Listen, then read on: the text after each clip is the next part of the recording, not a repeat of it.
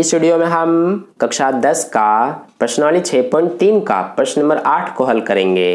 तो चलिए स्टार्ट करते हैं इस वीडियो को। तो देखिए डियर स्टूडेंट्स, प्रश्न नंबर 8 में हमसे क्या कहा गया है। समांतर चतुर्भुज ABCD की बढ़ाई गई भुजा AD पर स्थित E एक बिंदु है तथा BE भुजा CD को F पर प्रतिच्छेद करती है। दर्शाइए कि त्रिभुज ABE समरूप है त्रिभुज CFB के। तो देखिए इसका सॉल्यूशन हम कैसे करेंगे। हमें प्रश्न में कहा गया है कि एक समांतर चतुर्भुज ABCD है। तो मान लीजिए कि ये हमारा समांतर चतुर्भुज है जिसका नाम ABCD है। तो यहाँ पर हम नाम दे देते हैं ABCD। ठीक है, अब आगे हमें कहा गया है कि जो इसकी बढ़ाई गई भुजा AD है, यानी जो ये AD भुजा है, इसको हमें बढ़ाना है आगे तक।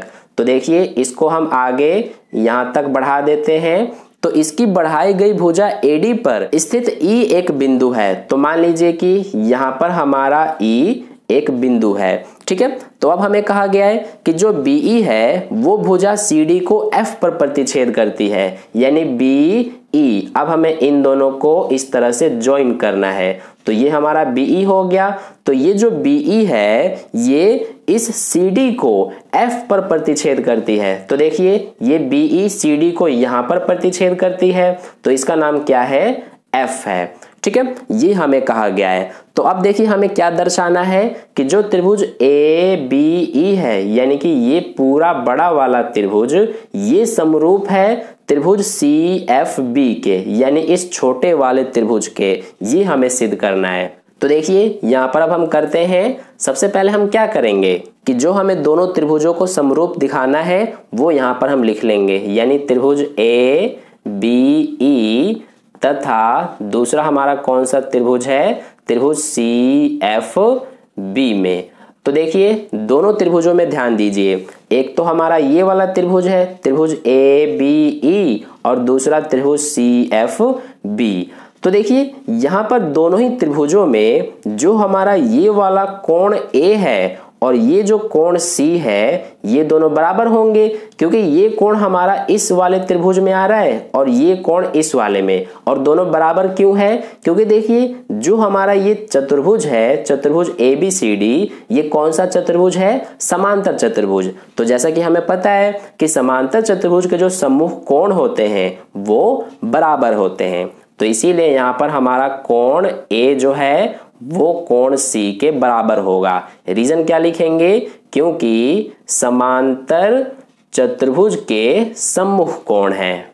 ठीक है, तो ये हमने रीजन लिख दिया। अब देखिए दूसरी चीज, यहाँ पर जो हमारा ये त्रिभुज है त्रिभुज ABE, इसमें जो ये वाला कोण आप देख रहे हैं कौन सा कोण हो जाएगा, कोण AEB। ये किसके बराबर होगा, इस वाले त्रिभुज CFB में इस वाले कोण के बराबर, यानी कि कोण CBF के बराबर। अब क्यों होगा, ध्यान दीजिए, क्योंकि जैसा कि हमें पता है कि ये हमारा चतुर्भुज एक समांतर चतुर्भुज है। तो इसीलिए इसकी जो ये भुजा है AD ये इस BC के समांतर होगी, है ना। तो अगर AD हमारा ये इसके समांतर है तो इसी भुजा को हमने आगे तक यहाँ तक बढ़ाया है, तो इसीलिए ये पूरा हमारा समांतर होगा, यानी AE इस BC के समांतर होगा। तो इसीलिए यहाँ पर ये दोनों भुजाएं समांतर हैं और ये जो BE है ये क्या है, तिर्यक रेखा है। तो जैसा कि हमें पता है कि जब दो भुजाएं समांतर हो और उनके बीच में इस तरह से तिर्यक रेखा खींची जाए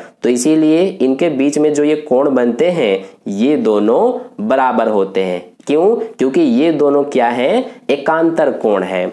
ठीक है, तो इसीलिए यहाँ पर हम लिखेंगे कि कोण AEB, यानी कि ये वाला जो है AEB ये किसके बराबर होगा, इस वाले कोण के, यानी कोण CBF के।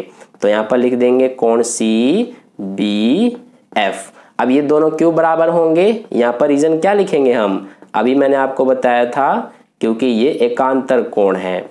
ठीक है, तो इस तरह से हो गया। अब देखिए हमने इन दोनों ही त्रिभुजों में दो कोण बराबर दिखा दिए, तो इसीलिए इसमें हमारा कौन सा समरूपता कसौटी लगेगा, कोण कोण, यानी एंगल एंगल समरूपता कसौटी। तो यहाँ पर हम लिख देंगे एंगल एंगल समरूपता कसौटी से क्या होगा हमारा कि जो दोनों त्रिभुज हैं यानी त्रिभुज ए बी ई ये समरूप सिद्ध हो जाएगा त्रिभुज सी एफ बी के।